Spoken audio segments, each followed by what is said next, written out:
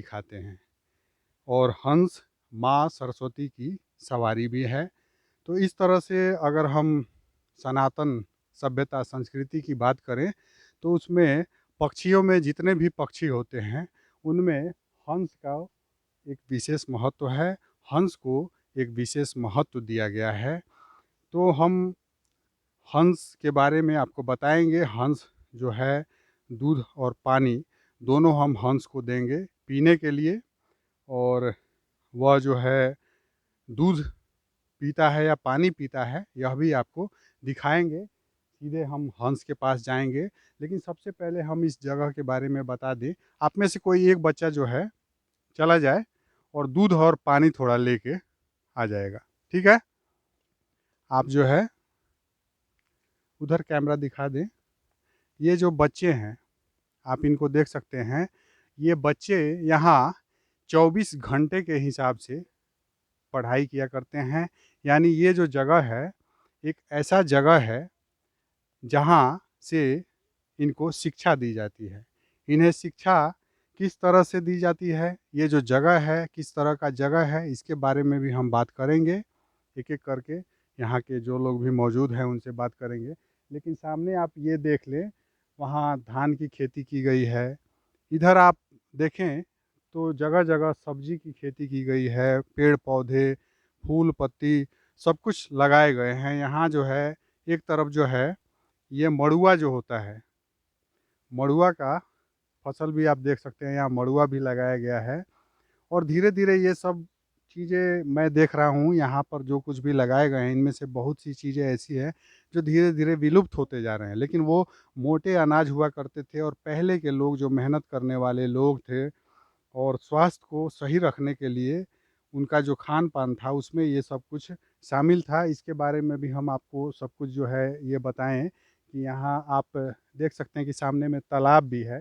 तालाब का यहाँ पर इस जगह पर क्या महत्व है, चारों तरफ से जो है आप देखें दूर दूर तक अगर आप देखते हैं तो पहाड़ी नज़र आती है, घने जंगल नज़र आते हैं। एक तरह से ये वन के तरह का एक दृश्य आपको दिखेगा।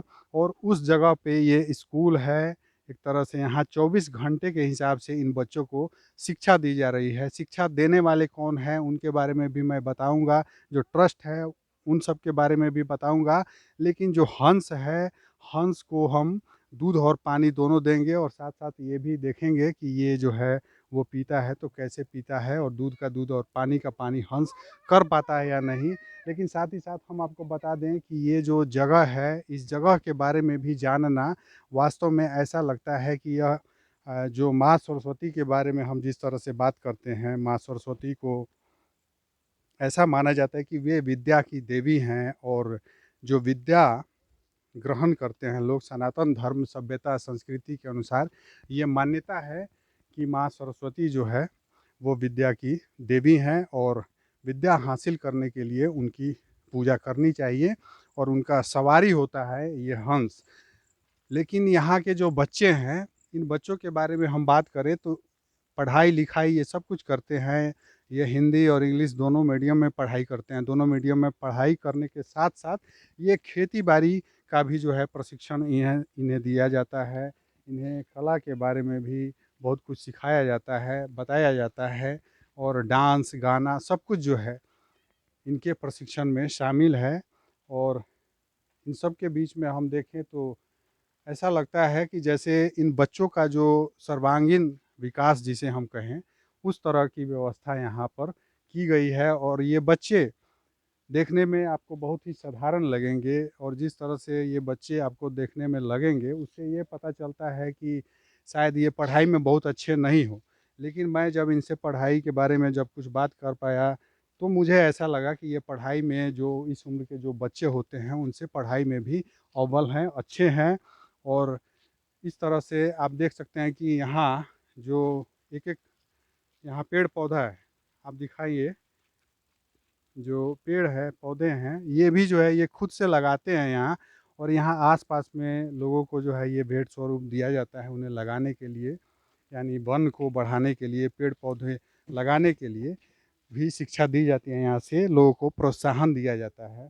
इसके बारे में हम बात करें तो आप देख सकते हैं कि यहाँ जैसे धान का जो बीज डाला गया था इस धान को जो है ये लोग यहाँ से उखाड़ के और फिर ये धान की खेती भी इन बच्चों ने की है, बच्चे कर रहे हैं। और बीच-बीच में इन्हें हल और बैल का सहारा लेना पड़ता है इन खेतों को पूरी तरह से ठीक करने के लिए और इनमें खेती हो सके इस तरह की व्यवस्था करने के लिए। आप देख सकते हैं कि यहाँ दूध और पानी दोनों जो है ये बच्चा लेकर आ गया है और हम आपको दिखाने जा रहे हैं कि जो हंस होते हैं ये वास्तव में जो दूध और पानी को पीने की बात की जाती है वो अलग-अलग करके जो पीते हैं, ये बात कितना सही है, ये भी हम आपको दिखाने जा रहे हैं। इन हंसों को हम दूध और पानी पिलाएँगे, पिलाने की कोशिश करेंगे। आप आ जाइए दूध और पानी लेके। और आप देख सकते हैं कि ये जो व्यवस्था है, ये किस तरह से इसमें जो है पानी है। आप दिखा दें, आप कैमरा लेके यहाँ आ जाएँ और पास में आएँ और इसको हम पिलाने की कोशिश करते हैं। और इस पानी में जो है ये हम दूध भी मिला दे रहे हैं, इतना दूध है इसमें। और हम देखते हैं, ये कोशिश करते हैं कि ये वास्तव में हंस जो है इसे पीते हैं या नहीं पीते हैं। हम यहाँ से थोड़ी देर के लिए थोड़ा हटेंगे, आप लोग हटेंगे और हम इन्हें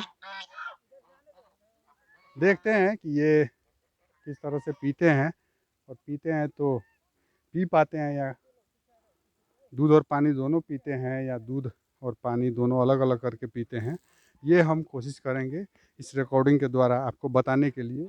और हंसों के बारे में ये बताया जाता है कि जो हंस होते हैं, ये माँ सरस्वती की सवारी तो होती ही है, यूरोपियन कंट्री जो होते हैं वहाँ इनको खाया भी जाता है मांस के रूप में। इन्हें ये देखा जाता है कि इनका भोजन लोग करते हैं, इन्हें खाते हैं।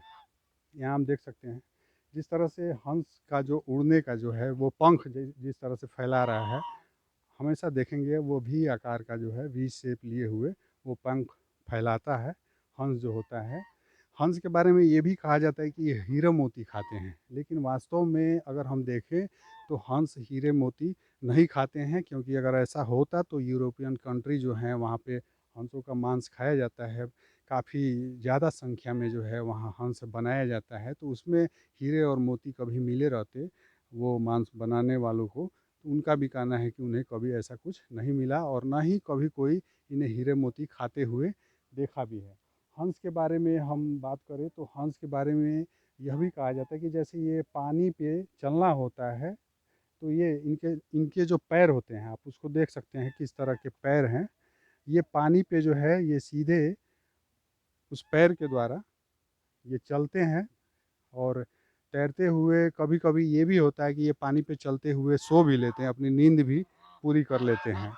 इन हंसों के बारे में ये कहा जाता है। हंस का जहाँ तक खाने के बारे में हम बात करें तो ये ज़्यादा करके घास खाते हैं और जो मुलायम घास होते हैं उन्हें ज़्यादा पसंद करते हैं। और जो फल में छोटे-छोटे बीज वाले जो फल होते हैं या अन्न, उस तरह के जो एक बार में ये उठा सकें, उस तरह के अन्न और उस तरह के फल ये खाते हैं, उसको ज़्यादा पसंद करते हैं। कुछ कीड़े-मकोड़े भी खाने की बात आती है कि कुछ हंस ऐसे भी होते हैं जो थोड़ा बहुत कीड़े-मकोड़े खाते हैं, जैसे हरे रंग के जो कीट होते हैं, उन्हें भी ये खाते हैं, लेकिन ज़्यादा ऐसा नहीं देखा जाता है, हंस को शाकाहारी ही माना जाता है।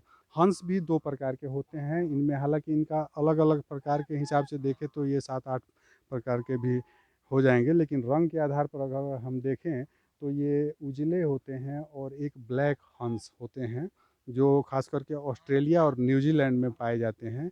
और ये जो व्हाइट हंस होते हैं, इनमें से कोई भी हंस ख़ास करके भारत में आज के समय में ज़्यादा नहीं पाया जाता है। और जो काले हंस होते हैं, जो न्यूज़ीलैंड और ऑस्ट्रेलिया में होते हैं, उनकी उम्र ज़्यादा होती है, वे 40 वर्ष तक जीते हैं, उसके बारे में कहा जाता है। लेकिन ये जो हंस हैं, इनकी उम्र लगभग 20 वर्ष होती है। हम देख सकते हैं कि यहाँ दूध रखा हुआ है, पानी रखा हुआ है, लेकिन ये इन्हें नहीं पी रहे हैं। अभी भी हम देख सकते हैं कि जिस तरह से वहाँ रखा हुआ है, लेकिन उसे ये पीना नहीं चाह रहे हैं। हम इसकी कोशिश करेंगे और करते रहेंगे कि ये जब पीते हैं, दूध या पानी पीते हैं, तो क्या दोनों को अलग कर पाते हैं या नहीं।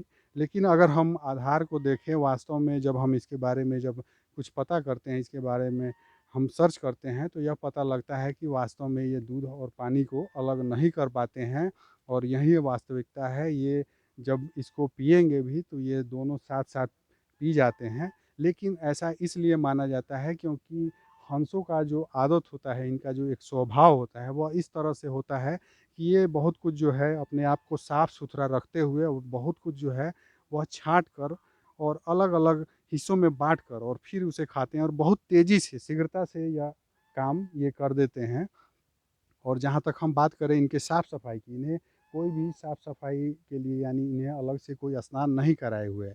लेकिन आप देख सकते हैं कि ये कितने चमकते हुए नज़र आएँगे, क्योंकि ये अपने साफ़-सफ़ाई की जो है पूरी ज़िम्मेदारी, जो जवाबदेही जो है ये खुद से रखते हैं। और ये इस तरह से इनका रहन-सहन होता है कि जैसे ही थोड़ा-सा कुछ ऐसा दिखा जो गंदा है या कुछ भी इनके शरीर पे लगा, तो उसे बखूबी जो है ये साफ़ करना भी जानते हैं, ठीक से सफ़ाई के साथ ये रहते हैं।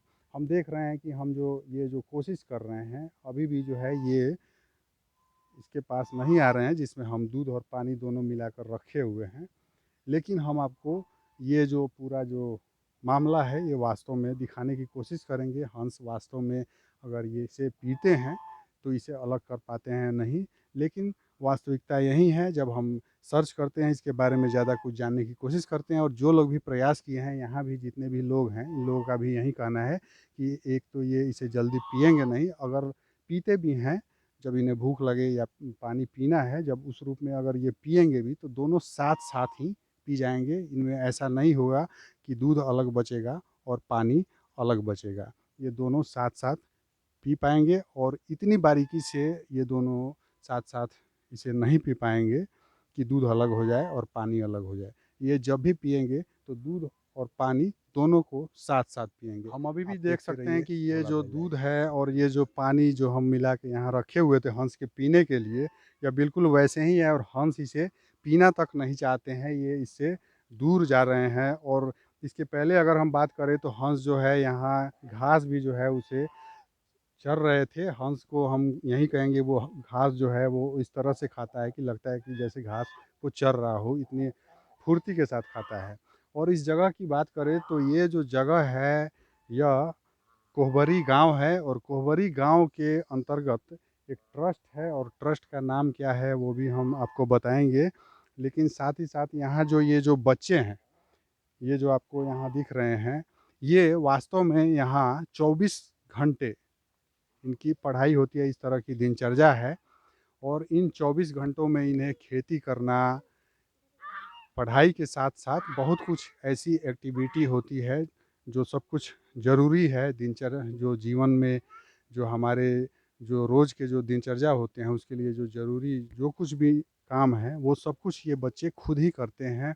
और साथ ही साथ हम देख रहे हैं कि इनमें हमारे साथ जो है इस ट्रस्ट के जो यहाँ के संचालक कहिए, वो हैं, और हम इनके नाम के साथ जानेंगे इस ट्रस्ट के बारे में, किस तरह का ट्रस्ट है, क्या काम करता है। सबसे पहले आपका नाम जानना चाहेंगे हम। मेरा नाम अनिल कुमार है। अच्छा, आप कहाँ से हैं?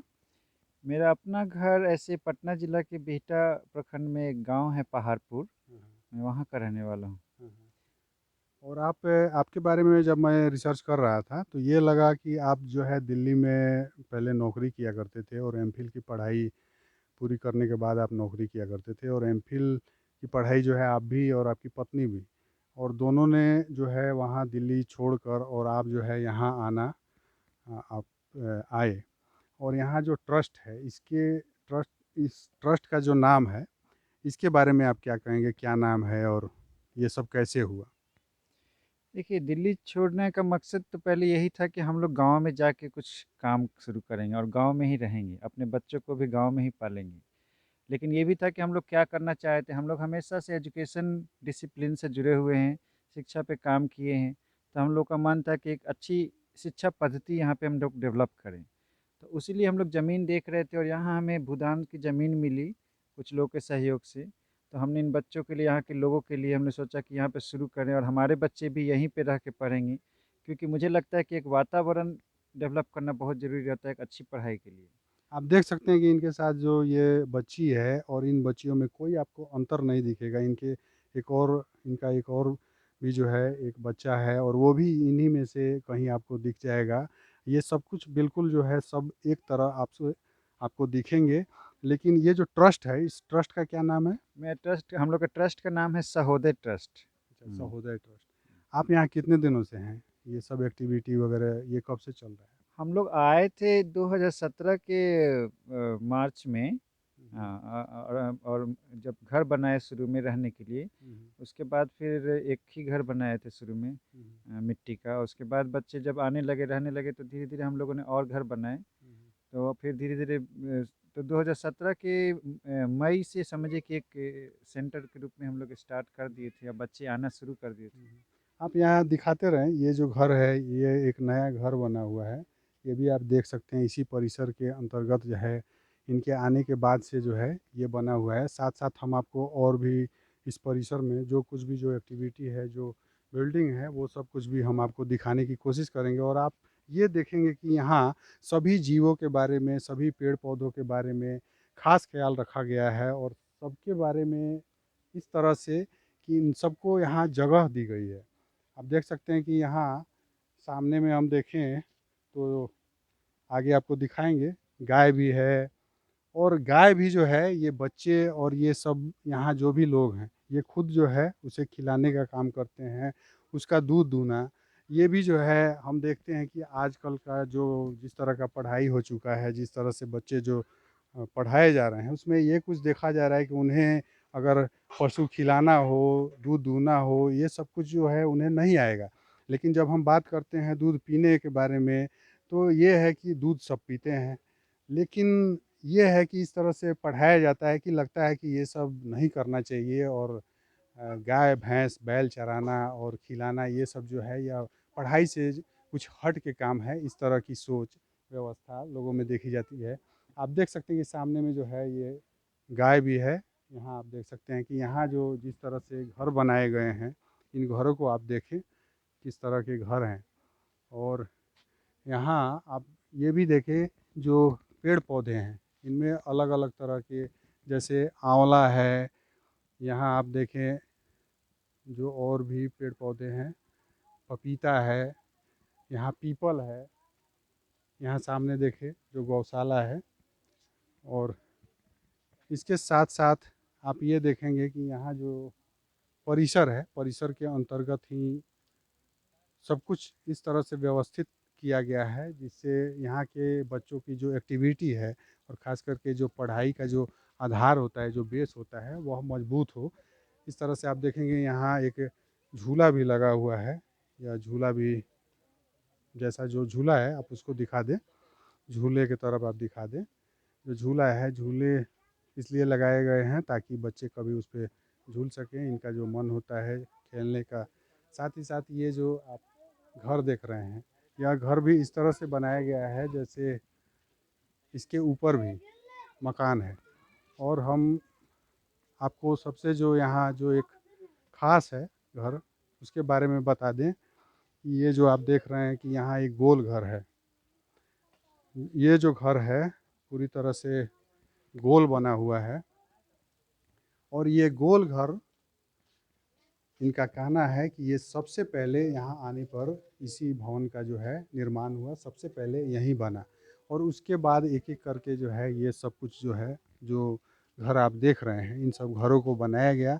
यहाँ बच्चे खुद से खाना बनाते हैं, बच्चे जो है खुद से उनका जो पढ़ाई होता है, पढ़ाई में बहुत ज़्यादा ऐसा नहीं है कि शिक्षक जो है उनका सहयोग करते हैं, लेकिन जहाँ उन्हें सहयोग चाहिए होता है, वहाँ जो है खुद से ये गाइड करते हैं और बच्चे खुद से पढ़ा करते हैं। इस तरह की व्यवस्था की गई है, ऐसा नहीं है कि शिक्षक बहुत ज़्यादा उन्हें पढ़ा रहे हैं और बच्चे जो है कम पढ़ रहे हैं, इस तरह की व्यवस्था नहीं है। आप देख सकते हैं कि यहाँ इन बच्चों के लिए इस तरह की जो व्यवस्था है। अच्छा, इसमें हम ये देख रहे हैं कि यहाँ जो पर्ची लगी हुई है, उसमें अलग-अलग कुछ टीम के टाइप का कुछ दिख रहा है, जैसे इन बच्चों को कुछ टीम में बाँटा गया है, ऐसा कुछ। क्या कहेंगे उसके बारे में? देखिए, हम लोग का यहाँ पे ये है कि बच्चों को केवल पढ़ाई, किताबी पढ़ाई नहीं चाहते हैं वो सीखें। उनको कैसे मिल के रहना है, जीना है और मेहनत करके जीना है, ये भी हम लोग सीखते हैं और सिखाते हैं। तो बच्चों को हम लोग ग्रुप में रखते हैं कि कोई भी काम मिल के करना है, चाहे घर की सफाई करना हो या पढ़ाई करना हो या खेत में कुछ काम करना हो। तो इसीलिए हम लोग ग्रुप में बाँटते हैं कि ग्रुप में वो लोग मिल के पढ़ेंगे तो एक साथ मिल के कोई भी काम करना सीखेंगे और जीना सीखेंगे और उनका संबंध बेहतर होगा। तो हम लोग संबंध को भी चाहते हैं कि और अच्छे से ये लोग जिएँ और समझें और और बेहतर ग्रुप बनाएँ। भी जो है वो अलग-अलग करते रहते हैं, इन जी हाँ, बच्चों को ग्रुप भी चाहते हैं कि सब अलग-अलग हो बच्चों को ताकि अलग-अलग अलग-अलग ग्रुप में तरह के डालते लोगों हैं। के साथ रहना सीखें। हुँ, हुँ। उनसे उनका उनके साथ मिल के बात करना सीखें कि क्या उनमें दिक्कत है, अगर क्या प्रॉब्लम है। कौन-कौन सा ग्रुप है? किस तरह से? अभी देखिए ग्रुप तो 3 ही ग्रुप बाँटे हैं, तीनों ग्रुप का एक ऐसे मेन डिवीज़न ये है कि एक ग्रुप रहेगा कि उस दिन खाना का काम मेन देखेगा, पढ़ाई सबको करना है, हुँ, हुँ। खेत का काम भी थोड़ा बहुत सबको करना है, हुँ, लेकिन मेन काम होगा शायद कि वो खाना का पहले ध्यान देगा, हुँ, दूसरा ग्रुप गाय को ध्यान देगा, हुँ, तीसरा ग्रुप खेत में कुछ काम रहेगा तो उसमें मदद करेगा।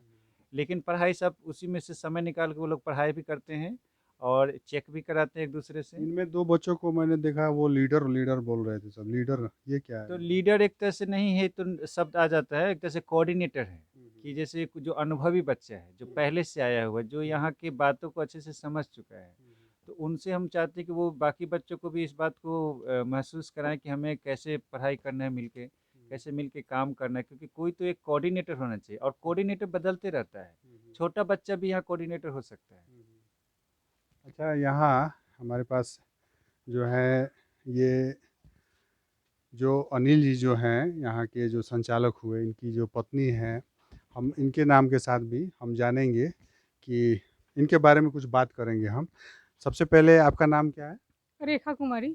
अच्छा, आप जो है दिल्ली से जब ये डिसाइड किए कि दिल्ली छोड़कर और हमें यहाँ आना है और इन लोगों के लिए जो है स्कूल चलाना है, इन लोगों के लिए काम करना है, तो आपको कैसा लगा? क्या क्योंकि आम तौर पे हम देखते हैं हुँ, कि जैसे एक किसी का थॉट हो, उनका एक सोच होता है, समझ होता है कि वो कुछ अच्छा करना चाहे, तो आज जो पत्नी होती हैं, वो ख़ास करके जो है, उनका साथ नहीं देती हैं। उनको ये लगता है कि नहीं, ये सब बेकार है, ऐसा नहीं, हमें अपने लिए जीना है और अपने बच्चों के बारे में सोचना है, अपने बच्चे के बारे में। यहाँ मैं जैसे जिस तरह से देख रहा हूँ, इन बच्चों में कोई भेदभाव दिख ही नहीं रहा है। सारे बच्चे ऐसा लग रहा है जैसे सब बच्चे एक ही तरह के हों, एक ही परिवार के, एक ही किसी का के बच्चे हों। तो ये सब कैसे? क्या क्या कहेंगे इसके बारे देखिए इसमें दिल्ली में जो थे हम लोग, में? उसके पहले पढ़ाई किए, उसके पहले हम अपने गाँव में रह के मेरा गाँव हुआ पटना के विक्रम थाना के बहाकोल, हुँ, तो वहाँ भी हम पढ़ाई करते थे, तो हमारे दोस्त और भी लोग थे, तो सब लोग का हर बच्चे का एक होता है कि हमको करियर में ये बनना है, पुलिस बनना है, हुँ, हुँ, हमको टीचर बनना है, ये सब होता है। हुँ, तो हमारा ऐसा कुछ नहीं सोच था कि हमें हुँ, कुछ बनना है। हुँ, हाँ, कभी-कभी लगता था कि हमें समाज के लिए कुछ करना है, जहाँ पे द लग रहा है कि को यहाँ पे दिक्कत है तो वहाँ करना है। तो हम अपने बचपन में अपने दोस्तों, सहेलियों के साथ भी ऐसा बात करते थे हुँ, कि यहाँ पे इन सारे बच्चे नहीं पढ़ रहे हैं, उनके लिए हमको कुछ करना चाहिए। हुँ, इन माँ माँ लथी बुजुर्ग लोगों को देखते थे तो उनको दिक्कत तो देखते थे कि अकेलापन ज़्यादा है, उनको कोई देखने ध्यान देने वाला नहीं है।